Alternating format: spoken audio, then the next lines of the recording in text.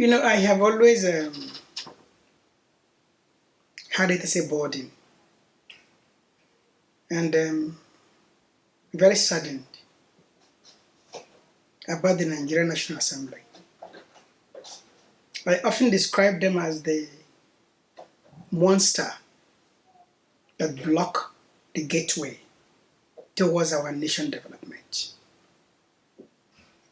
First, such a huge National Assembly I consider to be a wild elephant project. A National Assembly made up of mostly charlatans, people who hardly understood the essence of their constitutional responsibilities. This is one National Assembly where members earn much more than many African heads of state and government, and is the most expensive National Assembly in the world. Even the American National Assembly, members earn an average of $170,000 per annum. And translate this will be the salary of Nigerian National Assembly for 1 or 2 months. In a country where the youths are roaming the streets, educated Nigerian youths. In a country where poverty is the next door neighbor to the majority of Nigerian people.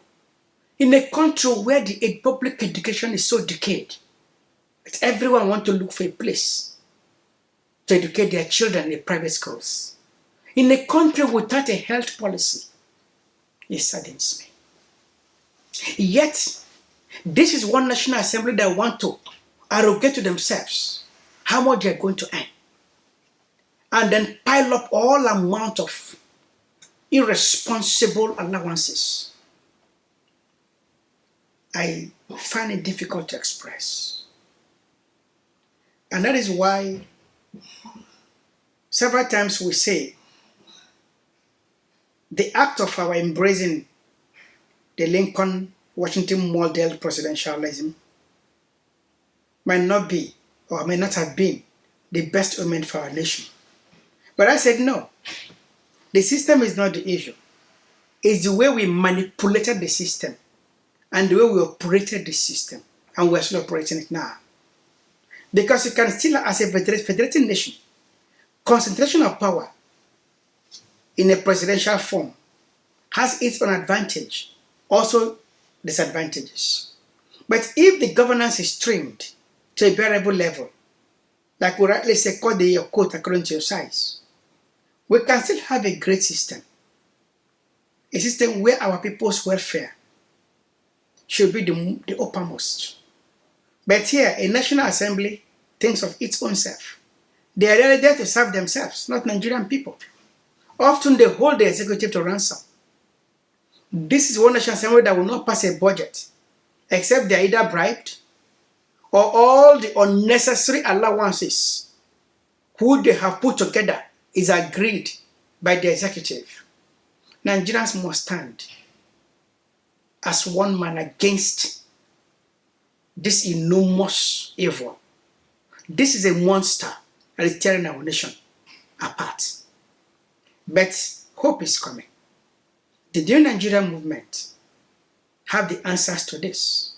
When the time comes, a proper National Assembly, trimmed, effective National Assembly, where you will have members who are real patriots, willing to serve their nation, shall be born in a new nation with a new vision, part of the ideology of the new Nigerian movement.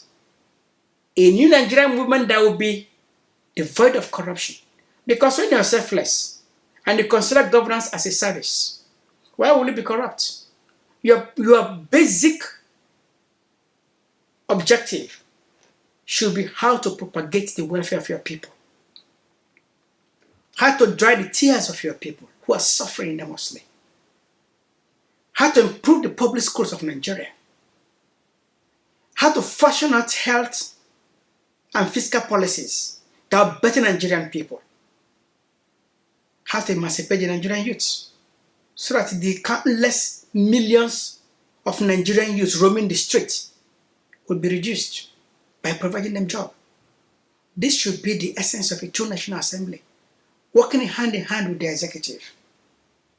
And I tell you, this is part of the fundamental reasons why the new Nigerian movement is created and will continue to remain here.